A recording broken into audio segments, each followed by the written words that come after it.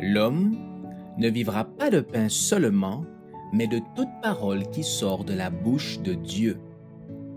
Voici votre moment de méditation quotidienne.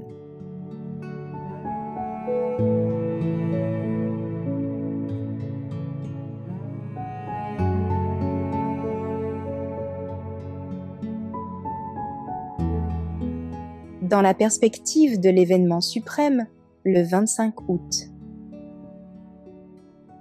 Que le Dieu de paix vous sanctifie lui-même tout entier, et que tout votre être, l'esprit, l'âme et le corps soient conservés irrépréhensibles lors de l'avènement de notre Seigneur Jésus-Christ. 1 Thessaloniciens, chapitre 5, verset 23. Les chrétiens sont exhortés à présenter leur corps en sacrifice vivant, saint, agréable à Dieu. Romains chapitre 12, verset 1. Pour le faire, ils doivent conserver toutes leurs facultés dans le meilleur état possible. Tout ce qui tend à diminuer l'énergie physique ou la lucidité intellectuelle disqualifie l'homme pour le service du Créateur. Jésus a dit « Tu aimeras le Seigneur, ton Dieu, de tout ton cœur ». Matthieu chapitre 22, verset 37.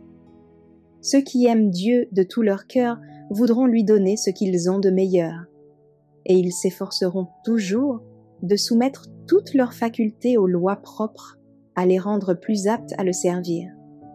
Ils ne permettront pas que l'appétit ou la sensualité viennent souiller l'offrande qu'ils présentent à leur Père céleste. Dieu veut que nous comprenions qu'il a des droits sur notre être tout entier, corps, âme et esprit, et sur tout ce que nous possédons. Nous lui appartenons parce qu'il nous a créés et rachetés. En tant que Créateur, il demande que nous le servions. En tant que Rédempteur qui nous a aimés, il sollicite notre amour.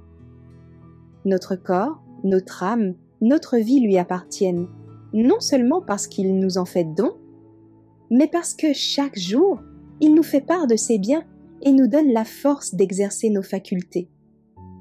Comment donc ne pas donner au Christ ce qu'il a racheté par sa mort?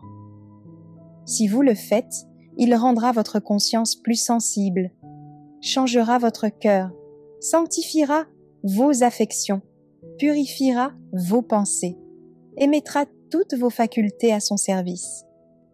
Toute pensée, tout désir lui seront soumis. Ceux qui sont fils de Dieu révèlent le Christ dans leur caractère.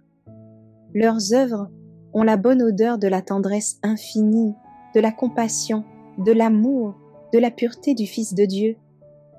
Plus complètement, nous abandonnerons notre être au Saint-Esprit. Plus le parfum de notre offrande à Dieu lui sera agréable.